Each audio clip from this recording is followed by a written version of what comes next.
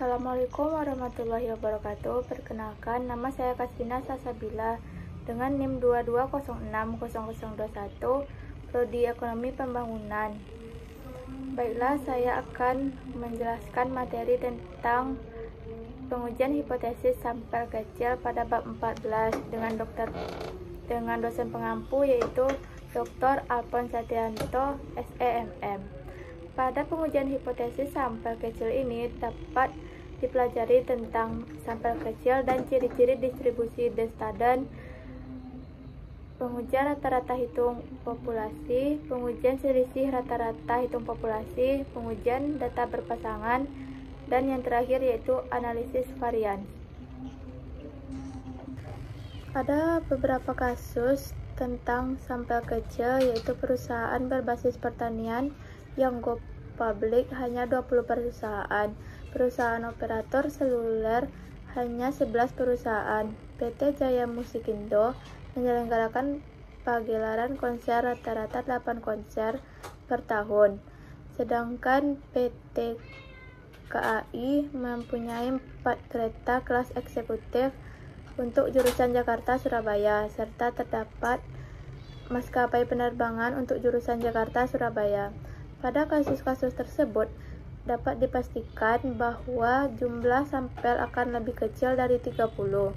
Pada kasus di mana jumlah sampel lebih kecil dari 30, apakah masih mempunyai distribusi normal? Apakah standar deviasi sampel S merupakan dugaan terbaik bagi populasi? Atau nilai dugaan bersifat konsisten? Apakah sampel untuk kecil uji Z yang masih berlaku? Itu tentu masih banyak pertanyaan yang dapat diajukan dalam kaitannya untuk proses pengujian hipotesis. Untuk menjawab pertanyaan tadi, maka kita akan membahas proses pengujian hipotesis untuk sampel kecil. Pembahasan akan diawali dengan pengertian sampel kecil, sifat distribusi T-student, dan pengujian hipotesis untuk rata-rata hitung, selisih rata-rata hitung, dan data berpasangan. Baiklah, materi yang pertama yaitu sampel kecil dan ciri-ciri distribusi T-student. Pada kenyataannya, jarang sekali diketahui bahwa parameter populasi baik rata-rata hitung maupun standar deviasi dan umumnya diperkirakan atau diduga berdasarkan sampel yang diambil dari populasi tersebut. Sangat sulit mendapatkan data-data seperti umur rata-rata penduduk Indonesia, rata-rata jumlah tabungan seluruh nasabah bank, kenaikan harga pangan di seluruh Indonesia, dan lain-lain. Untuk sampel berukuran N besar dari 30, maka nilai dugaan terbaik dari standar deviasi adalah populasi, yaitu standar deviasi sampel atau S.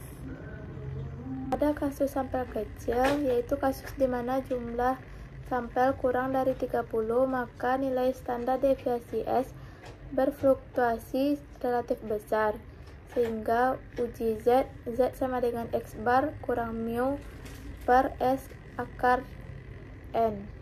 Suatu distribusi khusus yang dikenal dengan distribusi T atau T-student. Nilai-nilai distribusi T dinyatakan sebagai T sama dengan X bar kurang mu per S akar N, yang dimana T merupakan nilai distribusi T, mu merupakan nilai rata-rata populasi, X bar merupakan nilai rata-rata sampel, S merupakan standar deviasi sampel, dan N merupakan jumlah sampel. Nilai-nilai distribusi T dikembangkan oleh W.S. Gosset pada tahun 1908, lain 2003. Gosset yang bekerja pada perusahaan bir di Irlandia mengembangkan distribusi T dengan mengasumsikan bahwa sampel-sampel diambil dari populasi yang normal. Hasil penarikan sampel yang dilakukan Gosset, walaupun bukan dari sebaran normal, ternyata berbentuk genta atau lonceng, seperti halnya kurva normal. Tetapi dengan distribusi yang lebih besar atau mendatar dan melebar dibandingkan dengan kurva normal. Hasil penelitian Gosset tersebut kemudian dipublikasikan dengan menggunakan nama samaran student, karena Gosset tidak memperkenankan mempublikasikan hasil penelitian oleh perusahaan. Oleh karena itu, nama distribusi tersebut dikenal dengan nama distribusi T-student. Selanjutnya yaitu ciri-ciri distribusi The-student. Distribusi T-student mempunyai beberapa karakteristik berikut dengan asumsi bahwa populasi yang diamati mendekati normal. Yang pertama yaitu distribusi T-student seperti distribusi Z merupakan sebuah distribusi kontinu di mana nilainya dapat menempati semua titik pengamatan. Yang kedua yaitu distribusi T-student seperti distribusi Z berbentuk genta atau lonceng dan simetris dengan nilai rata-rata sama dengan 0. Yang ketiga yaitu distribusi T-student bukan merupakan satu kurva seperti kurva Z, tetapi keluarga dari distribusi T. Setiap distribusi T mempunyai rata-rata hitung sama dengan 0, tetapi dengan standar deviasi yang berbeda-beda, sesuai dengan besarnya sampel N. Ada distribusi T untuk sampel berukuran 2, yang berbeda dengan distribusi untuk sampel sebanyak 15, 25, dan sebagainya. Apabila sampel semakin besar, maka distribusi T akan mendekati normal. Yang keempat yaitu distribusi T lebih mendatar dan melebar dibandingkan dengan distribusi Z. Dampak dari distribusi T yang lebih melebar adalah untuk suatu taraf nyata tertentu akan mempunyai nilai kritis yang lebih besar dibandingkan dengan nilai kritis pada distribusi Z. Untuk taraf nyata sebesar 5% dengan diuji satu arah, maka nilai kritis pada distribusi Z sama dengan 0,5 kurang 0,5 sama dengan 0,450. Probabilitas 0,450 mempunyai nilai kritis 1,65. Sedangkan untuk mencari nilai kritis distribusi T memerlukan dua hal, yaitu taraf nyata dan derajat bebas Y, di mana P sama dengan N kurang 1. Apabila digunakan taraf nyata 5%, uji searah dengan derajat bebas, misalnya 9 dalam kurung N sama dengan 10, V sama dengan 10 kurang 1, diperoleh nilai kritisnya yaitu 1,833. Untuk memperjelas bahwa nilai distribusi T lebih besar, distribusi mempunyai nilai kritis yang lebih besar dibandingkan distribusi Z. Hal ini terjadi karena distribusi T mempunyai standar deviasi yang lebih besar dibandingkan dengan distribusi Z. Dampak dari nilai kritis pada distribusi T dibandingkan dengan distribusi Z yaitu terjadi 3 dampak. Yang pertama yaitu interval keyakinan distribusi T. P min TA kecil T kecil dari plus TA akan lebih besar dibandingkan dengan interval keyakinan distribusi Z. P dalam kurung min ZA kecil dari Z kecil dari plus ZA. Yang B yaitu di mana H0 tidak dapat ditolak pada distribusi T lebih lebar dibandingkan distribusi Z. Jadi kemungkinan menerima H0 akan lebih besar pada distribusi T dibandingkan dengan distribusi Z. Yang terakhir yaitu menguji nilai T hitung harus bernilai lebih besar untuk menolak H0 dibandingkan dengan nilai Z pada distribusi Z. Untuk mendapatkan nilai T yang besar, maka diperlukan selisih sampel dengan populasi yang relatif besar. Probabilitas untuk tidak menolak H0 yang lebih besar disebabkan ketidakyakinan pada penduga-penduga distribusi T yang disebabkan kecilnya sampel dan besarnya standar deviasi. Selanjutnya yaitu menguji rata-rata hitung populasi. Dalam menguji rata-rata hitung populasi dalam sampel kecil, tetap mengikuti proses pengujian hipotesis sebagaimana pengujian hipotesis untuk rata-rata hitung pada sampel besar. Kelima tahapan tersebut adalah A. Merumuskan hipotesis 0 dan hipotesis alternatif H0 dan H1. B. Tahapan tersebut adalah A. Menentukan taraf nyata apakah 1%, 5%, atau pada taraf lainnya, serta mengetahui titik kritis berdasarkan pada tabel T-student. Yang C yaitu menentukan uji statistik dengan menggunakan rumus uji T. Yang ke D yaitu menentukan daerah keputusan, yaitu daerah titik menolak H0 dan daerah menolak H0. Dan E mengambil keputusan untuk menolak dan menerima dengan membandingkan nilai kritis taraf nyata dengan nilai uji T. Selanjutnya yaitu menguji selisih rata-rata hitung populasi. Selisih rata-rata hitung populasi pada sampel besar dapat digunakan pada sampel kecil. Maksud dari pengujian selisih rata-rata hitung populasi adalah membandingkan nilai rata-rata dua populasi, apakah sama ataupun berbeda. Pada kasus investasi misalnya, untuk menentukan pilihan harus dibandingkan sesuatu dengan yang lain, seperti apakah yang akan dimendepositokan ke bank BUMN atau non-BUMN, apakah memilih reksadana atau memilih deposito, atau apakah memilih bisnis pertanian atau perdagangan. Untuk maksud membedakan sesuatu dengan sesuatu tersebut harus diketahui apakah sampel-sampel diambil dari populasi yang normal dengan rata-rata yang sama. Ada 3 asumsi sampel-sampel diambil dari populasi normal dengan rata-rata yang sama. 3 asumsi tersebut yaitu A. Populasi harus terdistribusi secara normal. B. Populasi bersifat independen. C. Yaitu varians populasi harus sama. Untuk melakukan uji T juga diperlukan penggabungan varians masing-masing sampel menjadi satu penduga tunggal. Hal ini dilakukan dengan 2 pertimbangan, yaitu yang pertama, kedua populasi memiliki varians yang sama, sehingga penggabungan semua informasi akan menghasilkan penduga yang terbaik. Yang kedua yaitu kedua varians atau menghasilkan varians tertimbang yang memperhatikan karakteristik kedua populasi. Dalam rangka penggabungan untuk memperoleh penduga tunggal, maka jumlah sampel dan varians masing-masing sampel juga sangat menentukan nilai dari penduga tunggal.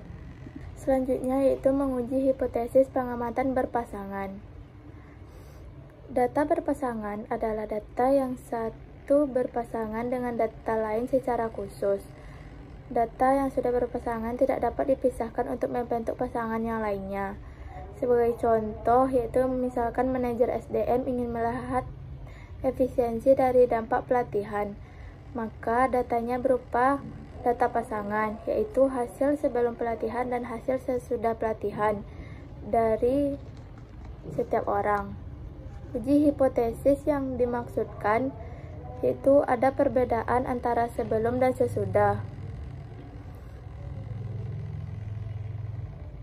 Contoh lain adalah Bank Indonesia yang mengembangkan program pembinaan usaha kecil dan menengah. Ingin melihat apakah ada perbedaan sebelum pembinaan dan sesudah pembinaan pada setiap usaha kecil dan menengah yang dibinanya. Pada data berpasangan, setiap sampelnya memiliki 2 data. Data yang berpasangan ini dikenal dengan data tidak bebas atau non-independen. Selanjutnya yaitu analisis varians. Untuk dapat melakukan analisis varians perlu dipelajari distribusi F. F merupakan singkatan dari Fisher yang menemukan distribusi ini sebagaimana telah dipelajari pada distribusi Z dan distribusi T sebelumnya. Distribusi F pada dasarnya digunakan untuk menguji apakah dua atau lebih sampel berasal dari populasi dengan varian yang sama. Contoh distribusi dari F yaitu A. Distribusi F lebih mirip dengan distribusi T, mempunyai keluarga distribusi F. Setiap distribusi tergantung pada derajat bebasnya. Derajat bebas terdiri dari derajat bebas pembilang yang diperoleh dari K1, di mana K adalah jumlah perlakuan atau perbedaan yang akan diuji, dengan derajat bebas penyebut yang diperoleh dari N1, di mana N adalah jumlah total pengamatan dari seluruh perlakuan atau perbedaan. Dengan berubahnya derajat bebas, pembilang dan penyebut, maka distribusi F juga akan berubah. Yang B, distribusi F tidak pernah mempunyai nilai negatif. Sebagaimana pada distribusi Z. Distribusi Z mempunyai nilai positif di sisi kanan dan negatif di sisi kiri nilai tengahnya. Distribusi F seluruhnya adalah positif atau menjulur ke positif dan merupakan distribusi kontinu yang menempati seluruh titik di kurva distribusinya. Untuk yang C yaitu nilai distribusi F mempunyai rentang dari tidak terhingga sampai 0. Apabila nilai F meningkat, maka distribusi F mendekati sumbu X, namun tidak pernah menyentuh sumbu X tersebut. Yang terakhir yaitu D, distribusi F juga memerlukan syarat, yaitu populasi yang diteliti mempunyai distribusi yang normal, populasi standar, deviasi yang sama, dan terakhir yaitu sampel yang ditarik dari populasi bersifat bebas, serta diambil secara acak. Selanjutnya masuk kepada prosedur analisis varian. Seperti halnya pada uji Z dan uji T, untuk uji F, terdapat 5 langkah dalam prosedur pengujian hipotesis. Yang pertama yaitu merumuskan hipotesis. Hipotesis yang diuji biasanya adalah H0, yang menyatakan tidak ada perbedaan yang nyata antara rata-rata hitung perlakuan, dan H1 menyatakan adanya perbedaan yang nyata antara rata-rata hitung perlakuan. Yang B yaitu menentukan taraf nyata. Taraf nyata dapat dipilih 1%, 5%, atau 10%, bergantung pada kepentingannya. Namun, kebanyakan pustaka menyediakan nilai distribusi F untuk taraf nilai nyata 1% dan 5%. Untuk menentukan nilai kritis, diperlukan pengetahuan tentang derajat bebas pembilang K1, di mana K adalah jumlah perlakuan, dan derajat bebas penyebut N kurang K, di mana N adalah jumlah total keseluruhan sampel. Yang C yaitu menentukan uji statistik. D yaitu menentukan daerah keputusan sesuai dengan nilai kritis F. Dan E menentukan keputusan dengan membandingkan nilai uji F dengan daerah apakah menerima H0 atau menolak H0. Dari materi bab 14 pengujian hipotesis sampel kecil dapat disimpulkan bahwa yang pertama yaitu distribusi T student digunakan untuk sampel kecil, yaitu sampel yang kurang dari 30 serta populasi terdistribusi secara normal. Yang kedua yaitu ciri-ciri dari distribusi T student adalah yang pertama merupakan distribusi kontinu, yang kedua berbentuk genta atau lonceng, yang ketiga yaitu distribusi T student merupakan suatu keluarga di mana setiap derajat bebas dengan taraf nyata tertentu mempunyai distribusi tertentu pula, serta semakin besar sampel maka akan mendekati kurva normal. Yang keempat yaitu bentuk kurva T student lebih melebar dan mendatar dibandingkan dengan kurva normal. Untuk yang ketiga yaitu rumus uji hipotesis tentang rata-rata adalah T sama dengan X bar kurang mu per S per akar N, di mana X bar merupakan rata-rata sampel, mu merupakan rata-rata populasi, S merupakan standar deviasi populasi, dan N adalah jumlah sampel. Yang keempat yaitu Rumus uji hipotesis selisih antara dua rata-rata hitung populasi adalah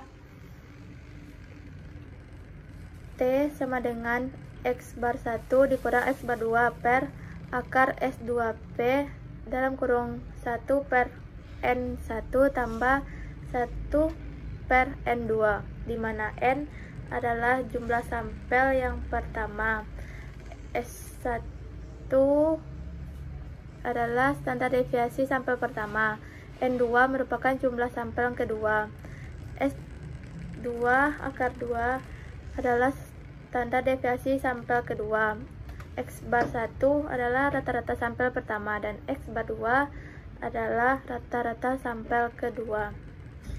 Selanjutnya yaitu distribusi F digunakan untuk menguji dua atau lebih nilai rata-rata secara simultan. Analisis varians atau ANOVA digunakan untuk membedakan tiga nilai tengah atau lebih. Asumsi ANOVA yang mendasar adalah A. Sampel diperoleh dari populasi normal. B. Setiap populasi mempunyai standar deviasi yang sama. Serta C. Yaitu sama populasi bersifat bebas atau sama lainnya. Baiklah, hanya itu yang dapat saya jelaskan pada bab 14 dengan materi pengujian hipotesis sampel kecil. Jika ada kesalahan